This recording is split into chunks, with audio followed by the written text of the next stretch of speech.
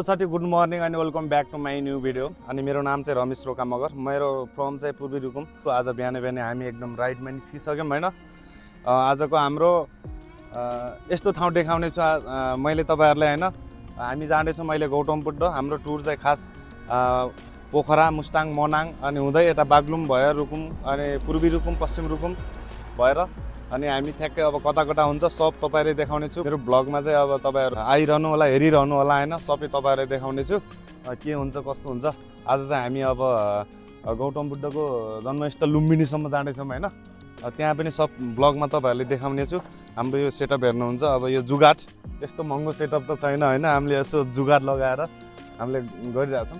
जो मेरो च्यानलमा नयाँ जो दिनुहुन्छ उहाँले सब्सक्राइब गरिदिनु होला अनि भिडियोलाई लास्टसम्म हेरिदिनु होला होइन। तपाईहरुको साथ सपोर्ट चाहियो। तपाईहरुको साथ सपोर्ट भएन भने हामीहरु केही पनि गर्न सक्दैनौँ। तराईको बाटो गाइस अब यस्तै छ। अब यस्तो छ लम्बाइ घोराइको बाटोमा यस्तो कन्स्ट्रक्सनको काम चलिरहेको छ।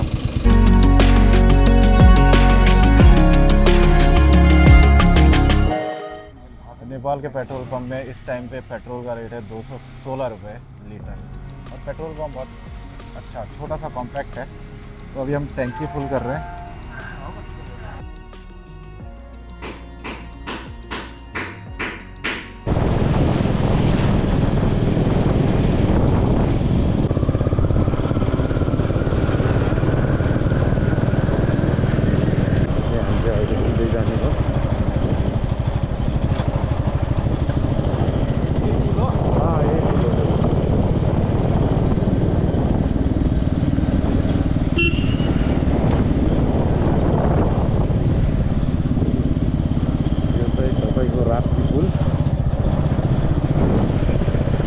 ल साथीहरु, हामी चाहिँ फाइनली भालुवाङ पुगिसक्यौँ होइन। यो भालुवाङको ब्रिज हो अनि यो रिभर हो।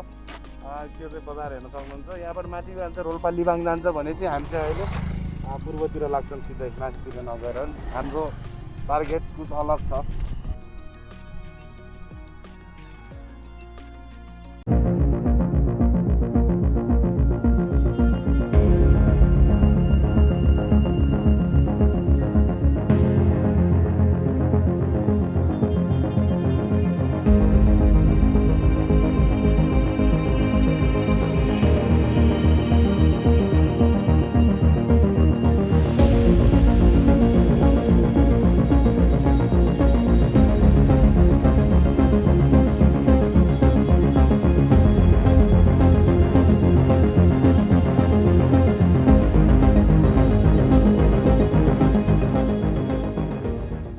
साथीहरु, हामी चाहिँ अहिले धानको लागिसक्यौँ होइन। यहाँ चाहिँ अब लोकल भालेको झोलसँग यसरी मासुको भात खाने हो। अनि त्यसपछि फेरि हाम्रो यात्रा यहाँबाट फेरि सुरु हुन्छ। आउँदैछ लोकल भालेको मासु। हात धुनु पर्यो यार। तातो तातो भात रहेछ।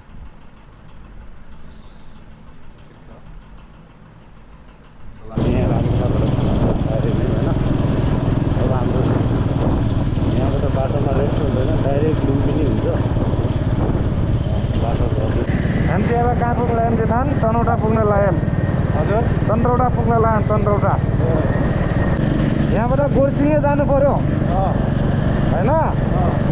अब गोर्सिङे होला 20-25 किलोमिटर जति। अब गोर्सिङेबाट फेरि यता दाहिने छिर्नु पर्यो होइन। चलो ठिक छ। फेरि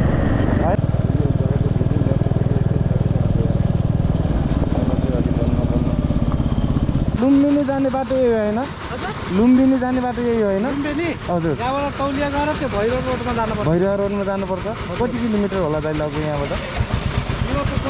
हामी बुटोलबाट जानुभन्दा यहीँबाट जानु सिधा हुन्छ होइन? बुटोल त बाटो खराब छ, यो अचल त यही बाटो हो नि।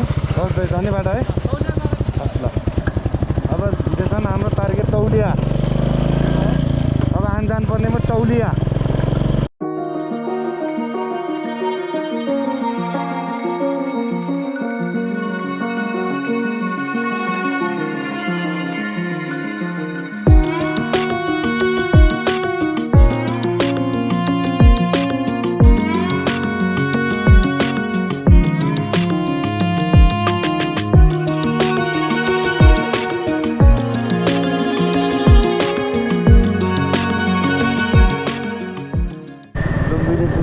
साथीहरू होइन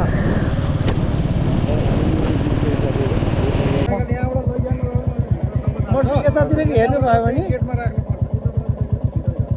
तपाईँ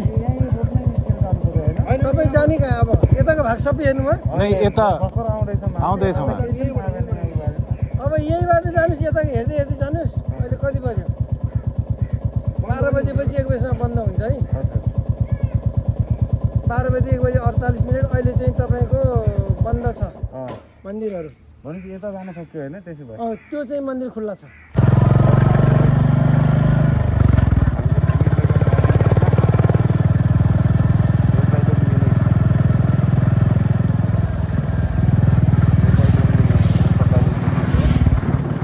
यो चाहिँ लुम्बिनी होइन गौतम बुद्ध जन्मेको ठाउँ जन्मिएको ठाउँ चाहिँ उता अगाडि छ अरे यस्तो स्तूपा भयो यहाँ हेर्न सक्नुहुन्छ हामी चाहिँ त्यहाँ घुमेर पनि आइसक्यौँ त्यहाँ चाहिँ भित्र चाहिँ भिडियो बनाउनु नदिँदैछ त्यही भएर अब यहाँ चाहिँ बाहिर मात्र यस्तो ठिक छ लगाइन्छ होइन अब अरू ठाउँमा त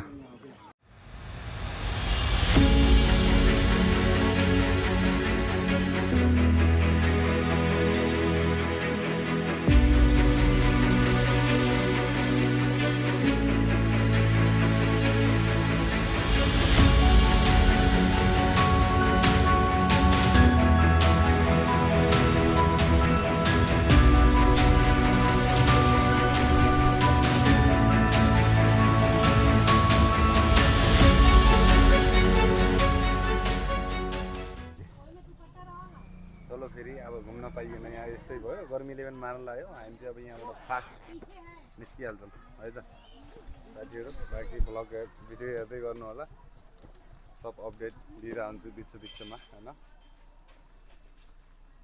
ल जाम त फेरि होइन ल जाम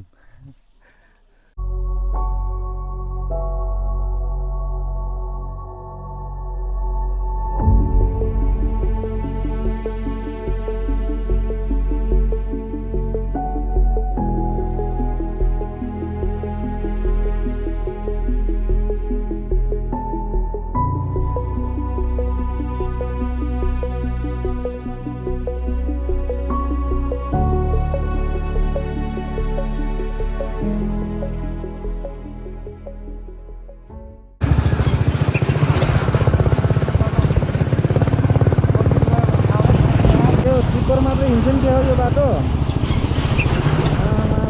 तल तलतिर गयो भने थाहै छैन यार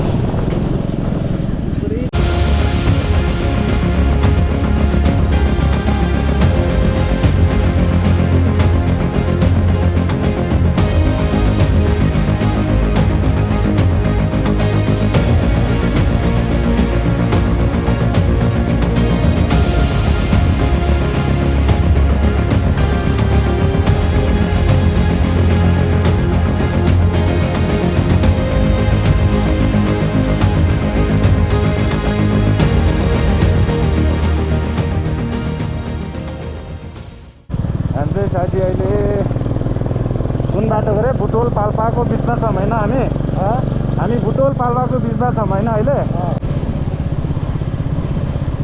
दर्शन रामपुरवाला बस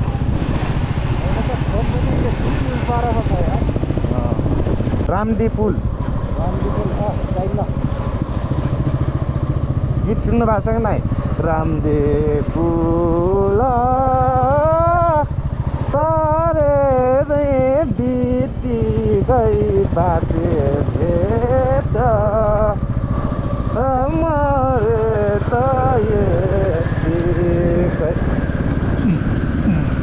यो चाहिँ काली गण्डकी होइन उतापट्टिको रामदी पुल चाहिँ नयाँ बन्दैछ होइन यतापट्टि भयो ल ठिक छ हामी चाहिँ यता लान्छु यहाँबाट अब 90 किलोमिटर रहेको छ पोखरासम्म हेर अब हिँड्दै जाम अब पुग्यो भने पुग्यो पुगेन भने ठिक छ 5:30 लाग्यो अहिले पुग्यो भने ठिक छ पुगेन भने ठिक छ होइन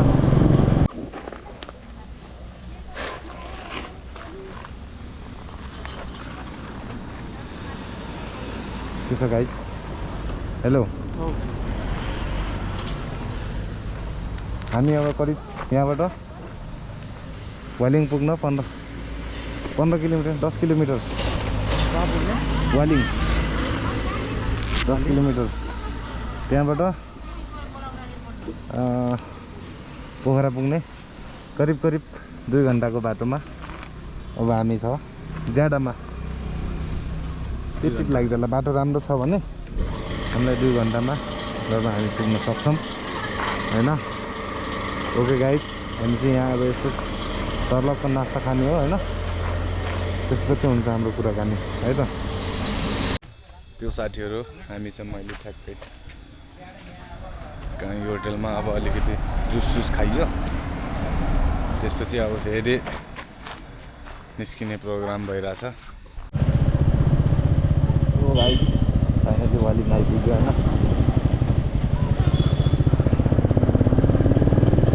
वालिङ आइपुग्यो यो चाहिँ वालिङको बजार हो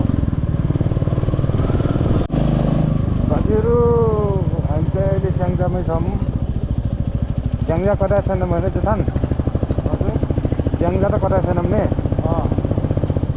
अब स्याङ्जामा छौँ यहाँ राति हुन लाग्यो सायद 9 बज्छ होला पोखरा पुग्नु हो साथीहरू हामी चाहिँ आज यतै बास हुने भयो होइन जुथान ठिक छ यही त हो नि कन्टेन्ट भनेको अनप्लान बाटोमा यस्तो भयो भन्ने अब बिजिआई वाटरप्रुफ हो वाटरप्रुफ त होला त्यो त वाटरप्रुफ हो तर पानीको भित्र यसले काम गर्दैन यो थाहा छ छैन खै मलाई थाहा छ मैले सर्च गरेँ होइन आज चाहिँ अब स्याङ्जाको सदरमुकाममा बास हुने भयो यहाँबाट लगभग